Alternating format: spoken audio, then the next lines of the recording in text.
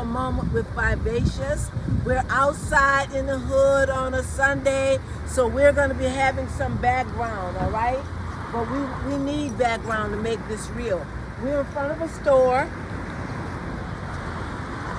down in a very cultural part of Atlanta.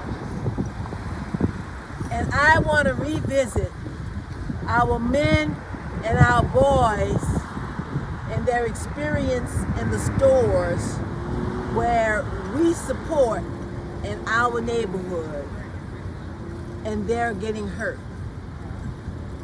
We just had George Floyd, who was killed at a store for something he was accused of, but we'll never be able to find out if he was guilty or not, because before he was brought to justice, he was murdered. Just a few days ago, we had a 10-year-old boy in Syracuse, New York,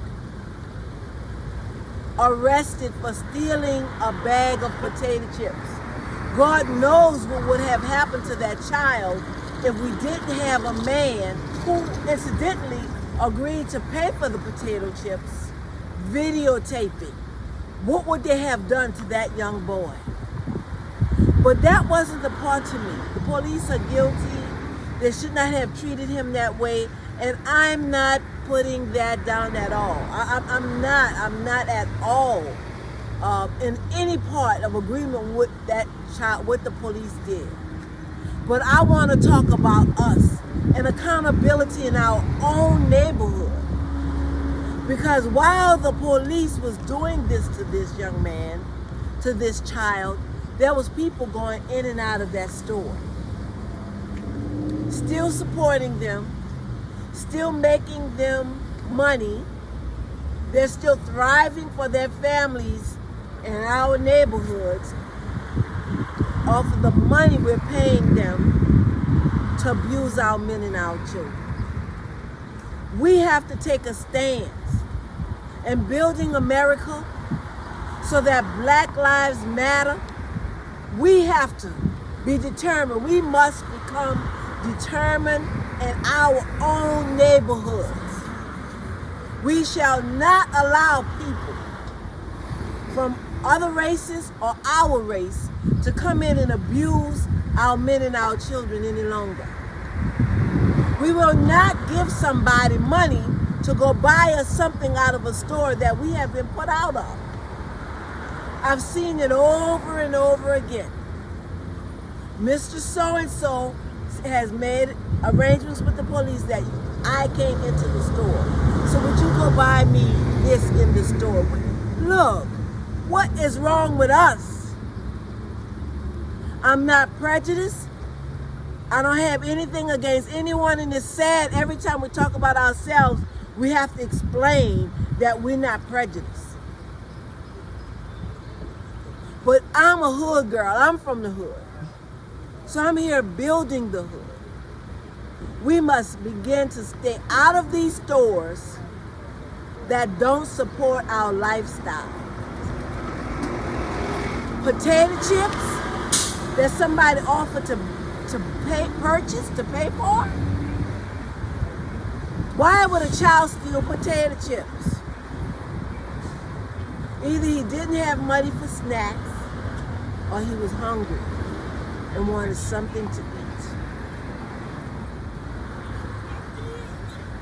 We have to start singing the song again. Say it loud. I'm black and I'm proud. And we're gonna make people respect us with our dollar in our neighborhood.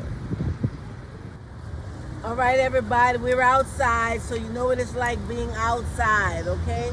And we're with Miss Jewel today, and we're talking about our children, our men, in circumstances at grocery stores or corner stores in our neighborhood, how they're hurt and murdered. And as your mother?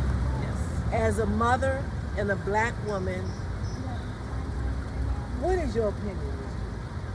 Well, not only that, I'm also a business owner, and I understand the struggles of the business, but I also understand the struggles of our community. And as a business owner, we should be reaching out to the children in our community to be able to connect with them. You know, in this case, like you're talking about with the little boy, you know, any one of these corner stores that are around here can have programs for children who, you know, these are, what he took was so minor, this little boy's hungry. Do you see what I'm saying? It's certain things that determine, when people take certain things, it determines why. You got to think about what they're taking. If people going in, they're taking milk and bread, that's harmless to the business owner, but it's helpful to that person as a whole. And so we got to think about those types of things and have programs that's available so children can feel comfortable coming to that community and saying, I need help, rather than they come and do something and then you turn them over to the law. You know, and then all of a sudden now it's a whole nother situation, and now the government, now they in the system for something so minor that you could have reached out and helped. And I think that a lot of our situations that we have is that if somebody would have reached out and helped in the beginning, they wouldn't be so far down the route. And Ms. Jewel, do you have any idea, any input on how we can hold people, especially people that don't look like us in our neighborhoods? How can we hold them responsible, even to our children, over a bag of potato chips? How do we as a community, in your opinion, hold them accountable to us?